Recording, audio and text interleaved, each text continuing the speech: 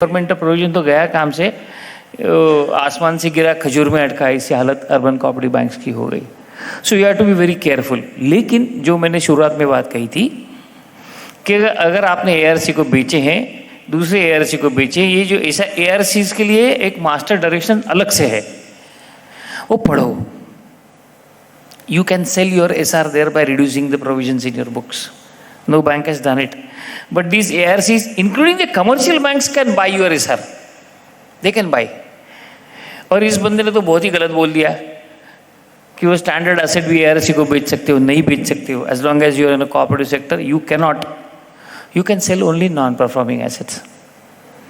अरे भाई, वो नॉन परफॉर्मिंग एसेट बेचने के बाद भी रिजर्व बैंक का आयोग पूछता है तुमने पहले ही साल कैसे बेच दिया इसको, सवाल पूछता है वो। अकाउंट आपने दिया, 6 महीने में एनपीए हो गया, 10वें महीने आपने एआरसी को बेच दिया।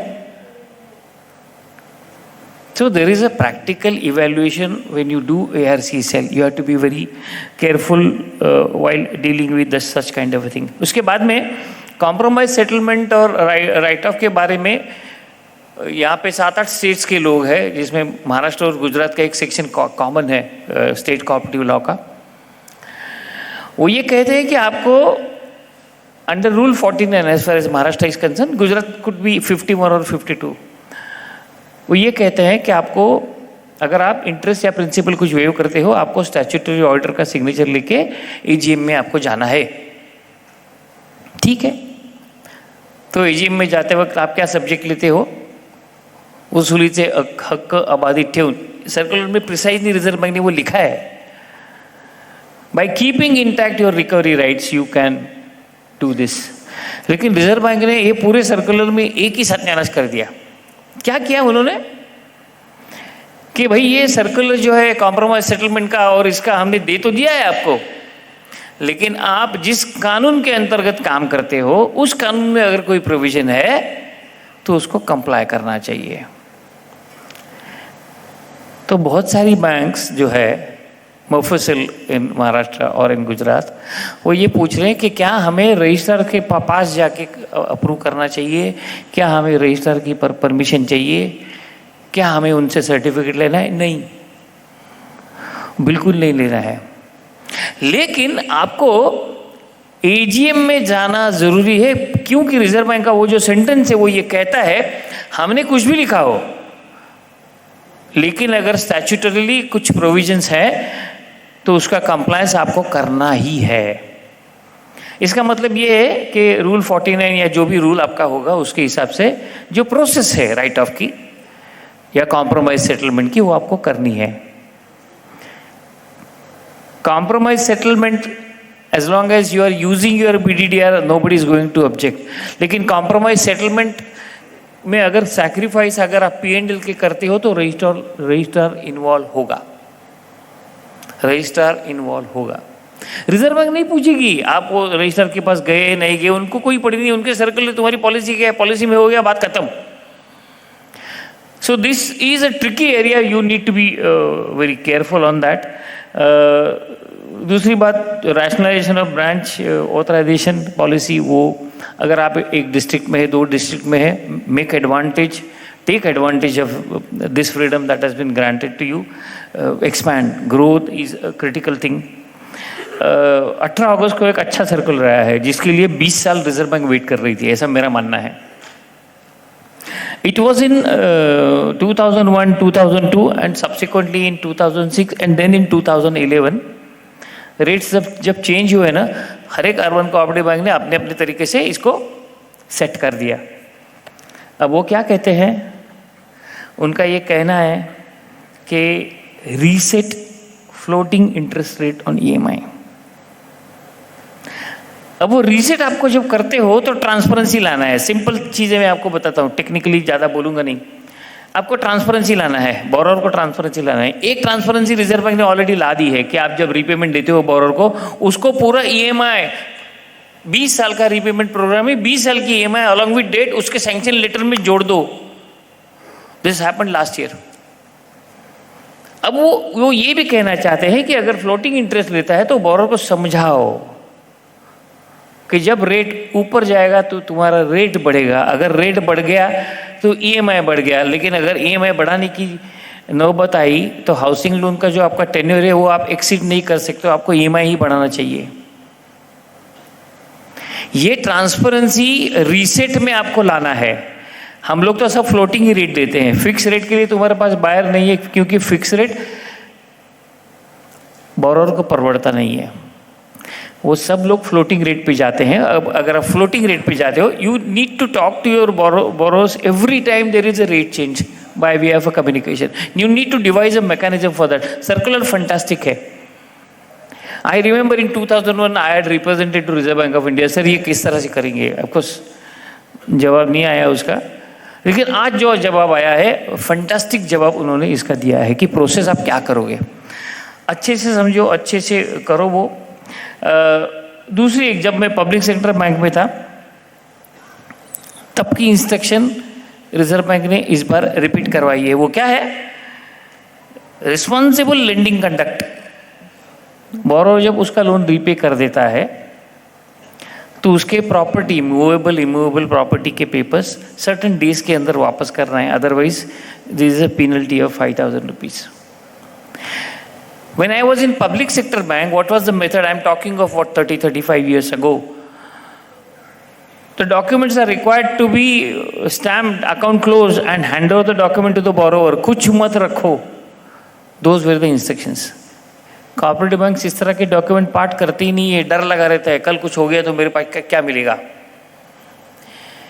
Now these are the instructions whereunder the property papers are required to be given within certain period of time. Need to overhaul that system because the circular has come very recently on 13th of September. और दूसरी एक चीज़, अगर आपके bank की website है तो जो secured assets आपने पोजीशन में लिए हैं उसका डेटा आपको वेबसाइट पे अपलोड करना है। This is the latest one. Reserve Bank of India is forcing you to be transparent. हैंकी बैंकी कुछ नहीं करना है, जो कर रहे हैं सबको बताओ। Be open, be transparent, that is what the expectation of Reserve Bank of India. जितना हम करेंगे उतना आपके लिए अच्छा रहेगा। So these are the major events और changes which I wanted to share with you. मेरे पास मोबाइल नहीं है, टाइम कितना हुआ मुझे पता नहीं है। 6:15 कुछ सवाल है तो पूछिएगा, हम लोग 20-25 मिनट सवालों के जवाब देंगे। मैं अपनी हैसियत से सवालों का जवाब दूंगा।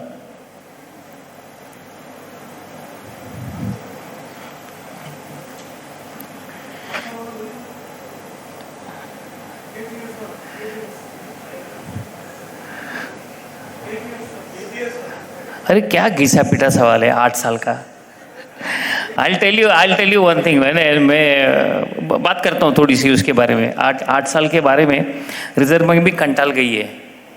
अरे क्या 8 साल लेके बैठे हो? सुनो ना, सिंपल बात। I'll talk in a very different way। Reserve bank doesn't control your state cooperative act। Reserve bank doesn't control your multi state, right? तो अभी क्या होने वाला है, तुम्हारा जो भी इलेक्शन जब भी होगा, वो इलेक्शन होगा तुम्हारे स्टेट कोऑपरेटिव लॉ के रूल्स के हिसाब से, या फिर मल्टी स्टेट अगर बैंक है तो मल्टी स्टेट के रूल के हिसाब से। तुम्हारा जो रिटर्निंग ऑफिसर होगा उसको कोई बीआर एक्ट की पड़ी नहीं है, वो देखेगा भी नहीं। क्यों नहीं देखेगा? क्योंकि बीआर एक्ट बोलता है तुम्हारे बोर्ड में 51% प्रोफेशनल होनी चाहिए। अरे भाई, यहाँ पे जब नॉमिनेशन आएगा तो उसको प्रोफेशनल क्लासिफिकेशन कौन करेगा? सीट रिजर्वेशन कौन करेगा? डेमोक्रेटिक प्रोसेस है। 97 कॉन्स्टिट्यूशनल अमेंडमेंट सिर्फ मल्टी स्टेट के लिए लागू है, बाकी के लिए तो कैंसिल हो गई है। लेकिन कई राज्यों ने 97 कॉन्स्टिट्यूशनल अमेंडमेंट कैंसिल होने के बाद भी उनके जो स्टेट लेवल कोऑपरेटिव एक्ट है उसमें चेंज नहीं लाया। महाराष्ट्र ने कुछ जगह पे चेंजेस लाए हैं। तो इसका मतलब ये है कि जो तुम्हारा रिटर्निंग ऑफिसर आने वाला हो, अगर आपकी स्टेट कोऑपरेटिव बैंक है तो उसमें जो दिए हुए कानून है उसके हिसाब से वो इलेक्शन करेगा। अब आप अटकना नहीं चाहते हो, अटकना नहीं भी चाहिए।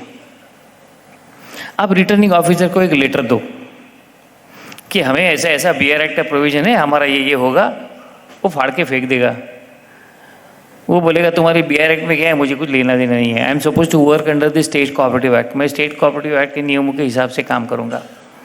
अब उसको कहोगे कि नहीं नहीं 51% हमारे बोर्ड मेंबर जो है वो प्रोफेशनली क्वालिफाइड होने चाहिए, सेक्शन 10B 10C, बहुत बकवास उससे करोगे, सुनने वाला नहीं है, because that is not his job.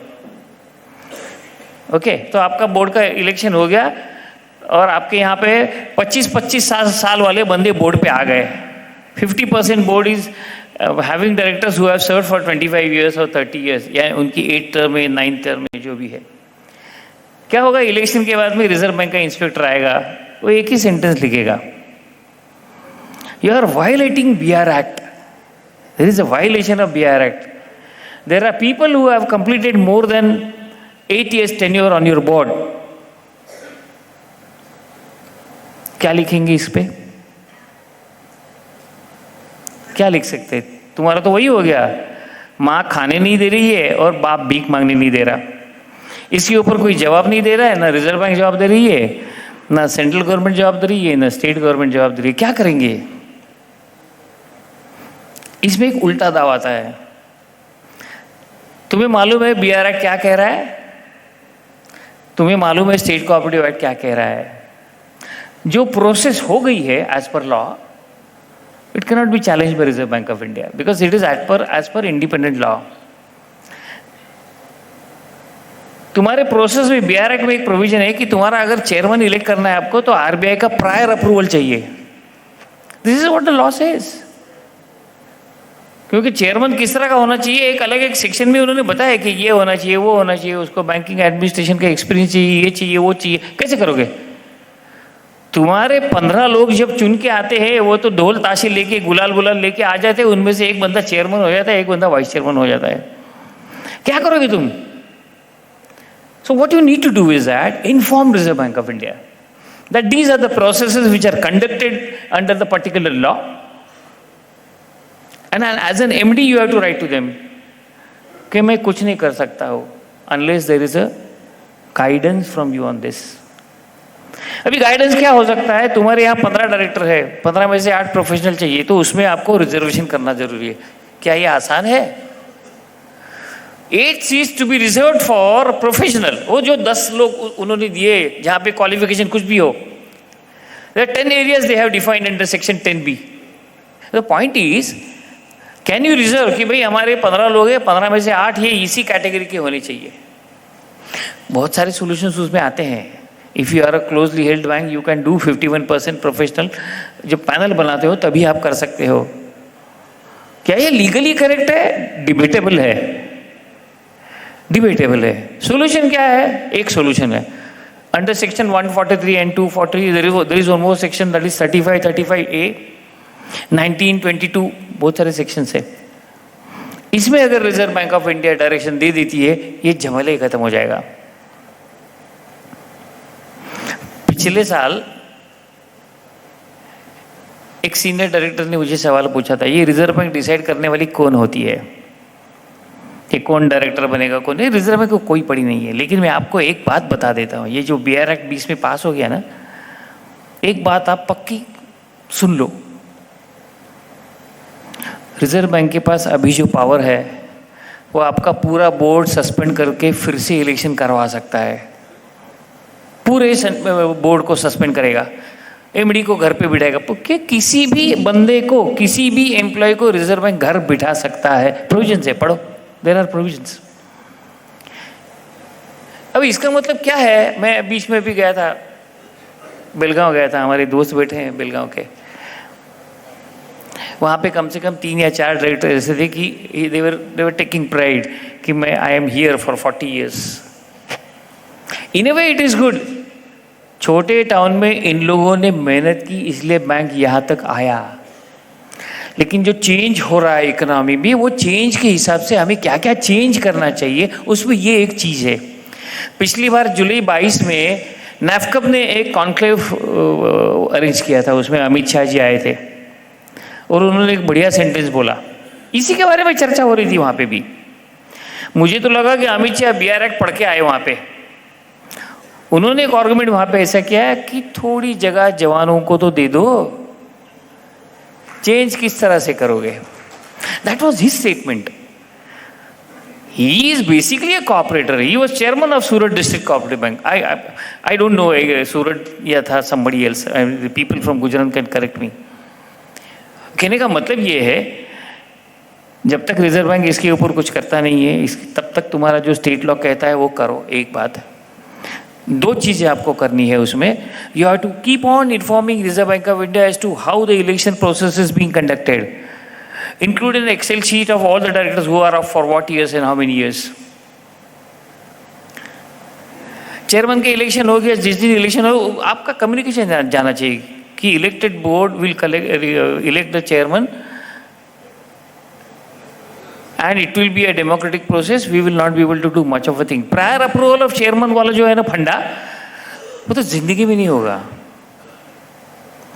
unless things are changed. उसमें अगर वो कहते हैं कि चेयरमैन आप इलेक्ट होने के बाद में अगर वो क्राइटेरिया फुलफिल नहीं करता है तो हम उसको बिठा देंगे, दैट इज फाइन.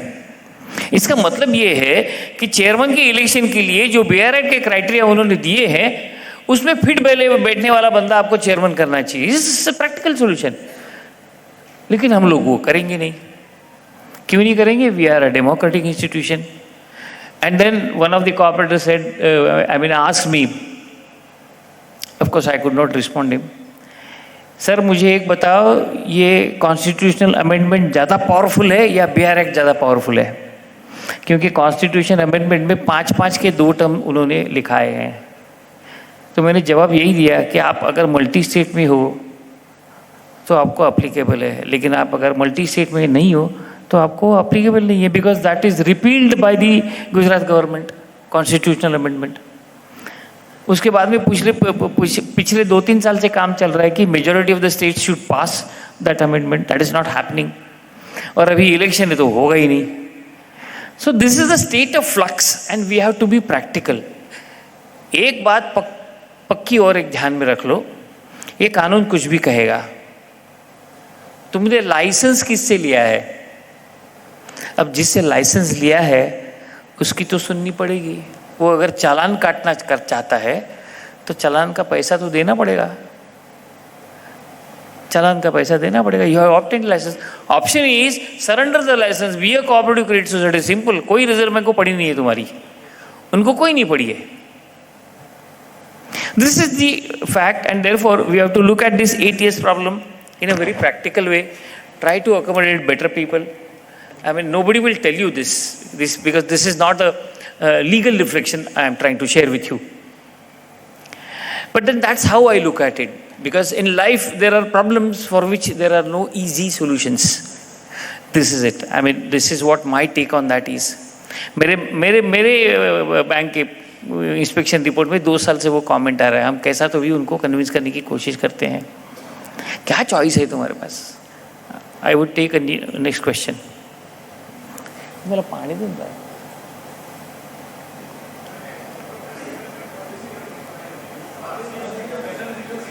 बिल्कुल नहीं, बिल्कुल नहीं भेजना. रिजर्व बैंक का सर्कुलर इतना पावरफुल है कि आपको ये सोचने की भी जरूरत नहीं है. लेकिन हम डरते हैं क्योंकि वो यार फ़ोन करते हैं, मेरे को गाड़ी चाहिए, हमें देनी पड़ती है. तो आप कॉपी भेज दो ना उनको, क्या प्रॉब्लम है? दोस्ती खाते में भेज दो, उसको भी अच्छा लगेगा कि बैंक ने मेरे को भेजा. क्या फ़र्क पड़ता है? RBI तो पूछने वाला है ही नहीं तुमको कि यार को भेजी क्या कॉपी.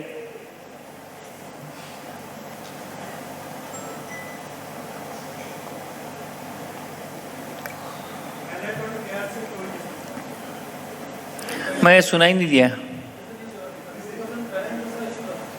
सर. एक माइक दो ना यार. ये दो. एक मिनट.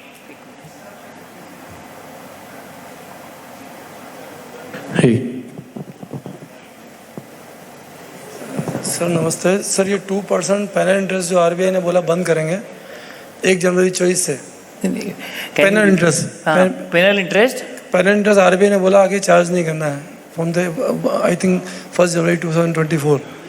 तो मिनिमम तो फिर जैसे किसी की लिमिट 5 करोड़ रुपए की है, 2% CC लिमिट नहीं होती है, तो चार्जेस फिर इतना मिनिमम और कैपिटलाइज नहीं कर पाएंगे. आपकी कमाई कम हो जाएगी. कमाई कम की बात नहीं है, फिर कैसे सेट करेंगे उसको? नहीं, रिजर्व बैंक ने जो सर्कुलर दिया है ना वो ध्यान से पढ़ो.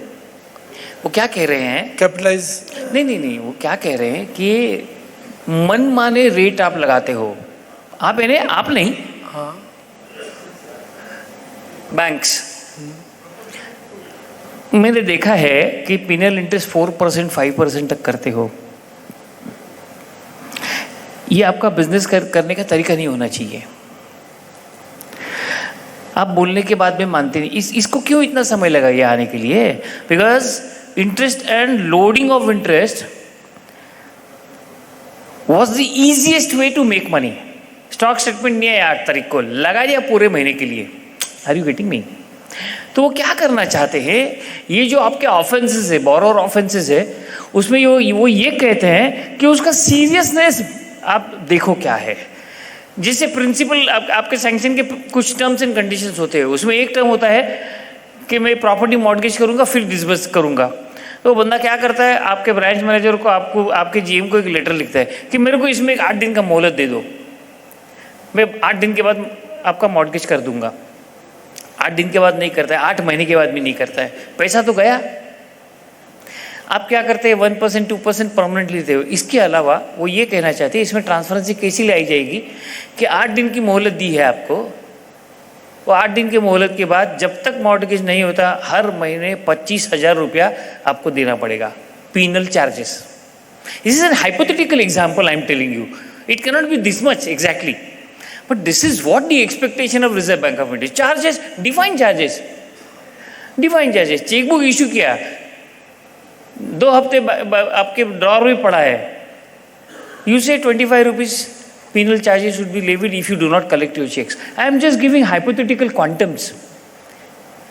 ये जो आप पीनल इंटरेस्ट के थ्रू जो डिफॉल्ट मैनेज करने की कोशिश करते हो, वो ये कहना चाहते हैं कि डिफॉल्ट्स डिफाइन करो और उसको चार्जेस लगाओ। That's the only thing they are saying. And वो डिफॉल्ट देते वक्त इंस्पेक्टर क्या देखने वाला है, whether they are reasonable, what rational you have built. Based on that, they are going to do inspection. This is one of the fantastic circular and game-changing circular. मुझे ये लगता है इसमें से बैंकों का फायदा होने वाला है। Penal interest was not a transparent way of doing banking. This will be transparent. Policy करनी पड़ेगी, थोड़ा दिमाग लगाना पड़ेगा। ठीक है सर। सर जैसे किसी की लिमिट जैसे 5 करोड़ रुपए की है, अब उसने माना 10% एक्स्ट्रा मांगा या 20% एक्स्ट्रा मांगा, उस पर हम 2% ज़्यादा चार्ज करते हैं, तो I think that will not be a part of the penal interest, it is the 2% higher than normal lending activity ना। This is the lending activity, you don't call it penal interest, you call it straight away additional interest for the additional limit. तुम उसको penal इस word से निकाल दो, इसको RBI भी objection नहीं ले सकता है। 1 करोड़ का लिमिट है, उसको 10 लाख आपको ज़्यादा देना है, या 10 लाख के लिए 2% ज़्यादा दे दो, उस इंटरेस्ट को नया नाम दो। Don't use the word penal because that is your business. Additional interest या कुछ भी बेसिकली क्या है, रिजर्व बैंक क्या चाहती है ये हमें समझना चाहिए। रिजर्व बैंक चाहती है ट्रांसपेरेंसी, और हम लोग काम करना नहीं चाहते हैं। कैपिटलाइज वर्ड भी यूज किया है, जैसे कि पेनल इंटरेस्ट आपने लगाया तो ये रिकवर होना चाहिए, जैसे पेनल चार्जेस में कन्वर्ट हुआ। नहीं, you need to define penal charges are different. Penal charges are particular default और एक्शन। हम लोग क्या करते हैं, पेनल इंटरेस्ट में ही लोड कर देते हैं, सेपरेट हम काम करना नहीं चाहते। स्टॉक स्टेटमेंट नहीं दिया, भाई तेरे को 200 रुपये चार्जेस देना पड़ेगा। हम लोग क्या करते हैं, स्टॉक स्टेटमेंट नहीं दिया, 1% लोड कर दिया। This is what the bankers have been doing, no. So you need to give a thought process. और इसमें क्या होगा मैं आपको बताता हूँ, आपके 5% बोरोर्स ही इसमें आएंगे, कुछ भी कर लो 5%। ये आपको थंब रूल क्या है मालूम है इसका थंब रूल ऐसा है, तुम्हारे ग्रॉस एनपीए कितने देखो, वही परसेंटेज वाले बोरोर रहेंगे कि ये पीनल चार्जेस और ये सब आपको झमेले में उलझाने वाले हैं। Have a defined policy, keep it reasonable, क्योंकि रिजर्व बैंक आपको you use public money, and if you use public money you have to be reasonable and rational. Logic has to be built, simple. कोई भी आप करो, logic build करो and then do it. Okay sir, thank you sir. Thank you.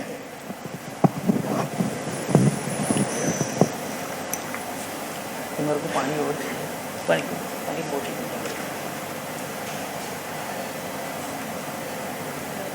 Sir कोई सवाल नहीं होता है तो रुकते हैं.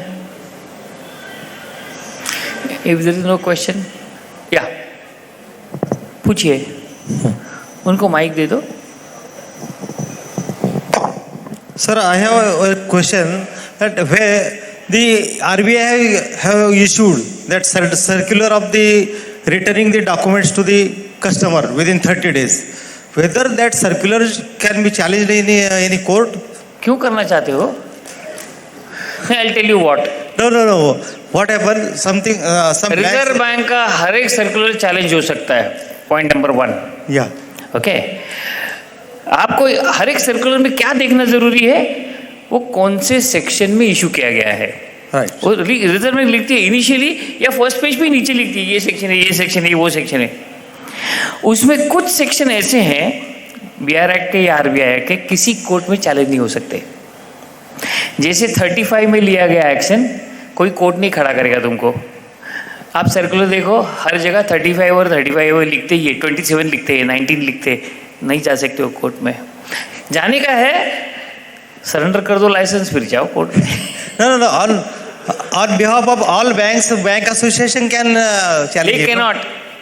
हमने एक बार NAFCP के साथ मिलके हमने ऐसा कहा था कि हम लोग कोर्ट जाते हैं. The jurisprudence said that NAFCP does not have direct interest in the urban cooperative bank, so there is no cause of action. आप समझ गए बात? Yeah. Why NAFCP or federation cannot go? A legal counsel was given like this. हम तो lawyer है नहीं, तो जो लॉयर बताएगा उससे करेंगे कि there is no direct cause of action viz NAFCP. तो हमारे देश में बैंक तो NAFCP को यही काम पे लगाएंगी, इसके लिए कोर्ट में जाओ, उसके लिए कोर्ट में जाओ. That can not happen. When circular is issued, that day the cause of action is started. No. Cause of action का कहने का मतलब क्या है? NAFCP को कॉज ऑफ इंटरेस्ट नहीं है. You are all members. Yeah. You are not NAFCP is not affected by what RBI is asking you. What NAFCP does, वो गिड़गिड़ाते हैं रिजर्व बैंक के सामने, सर ये मत करो ना, प्राइवेट सेक्टर का तुमको बोल दिया, ठोक दिया सबको पकड़ के ये करो. 2 साल का लेके आया ना NAFCP रिलीफ आपको. अभी वो रिलीफ कैसा है? हमें तो 40% चाहिए. होगा नहीं होगा ऊपर वाला मालिक है. लेकिन अगर कोई भी there are cases, let me tell you, there are 18 cases in respect of whole time director and MD.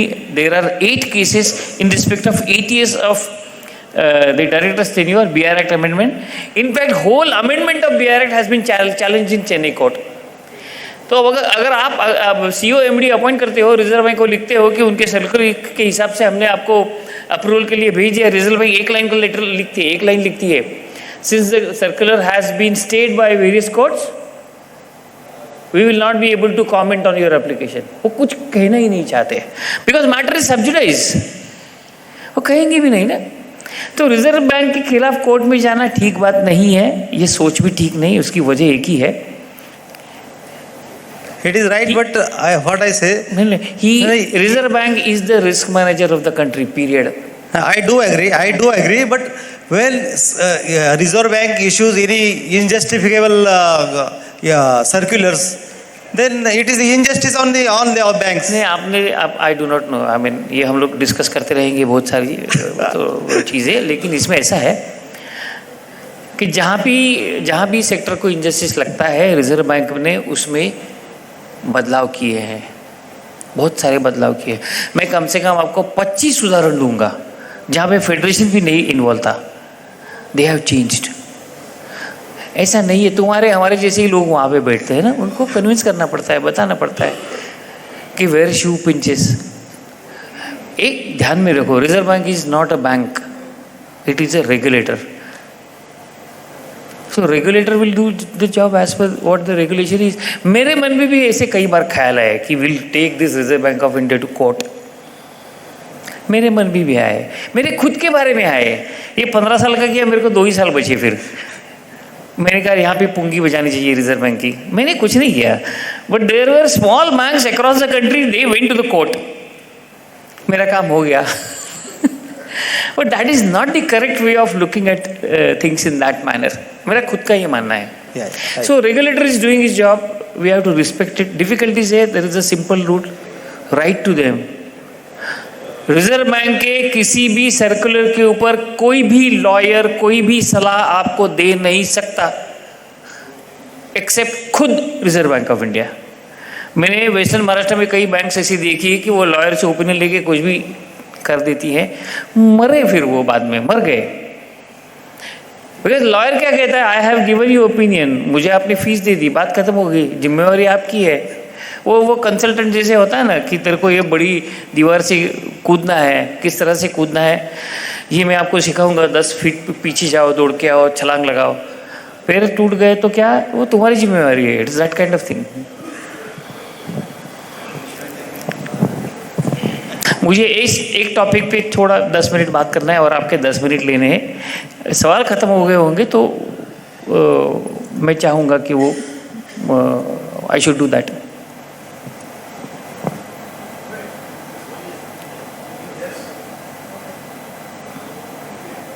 Should we and? हाँ, क्या है, मैं कभी किसी कंपनी या इंडिविजुअल के फेवर में बात नहीं करता हूँ, मैं बात करना भी नहीं चाहता हूँ। लेकिन एक बंदा है जिससे मैं मिला 3-4 साल पहले, a young talent, and I liked his way of looking at things and doing things. He is basically a calligraphist and artist. Sudeep Gandhi.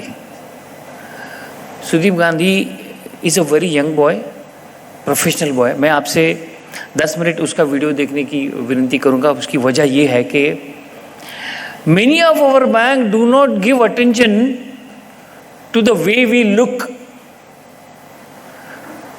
आपने देखा होगा इनॉग्रेशन की टाइम में वो जैकेट डाल के आया था, मोदी जैकेट। अब यहाँ पे मैं ब्लेजर डाल के आया। दोनों ओकेजन अलग अलग थे, दोनों ओकेजन अलग अलग थे। वैसे मेरे बैंक का नाम लोग किस तरह से देखते हैं, मैंने उसके ऊपर 50 साल देखा ही नहीं है उसको। 25-30 साल पहले मैंने एक स्टाइल से नाम बना दिया, उसको देखा ही नहीं मैंने। Things have changed, technology has changed, everything is changed. So here is this person who is into calligraphy and logo designing. BRICS bank जैसे बैंक का उसने लोगो बनाया है, down to earth and the cheapest. You need to reinvent yourself, and therefore I will be requesting the organizer to run this video for 10 minutes and then we'll close down. Thank you.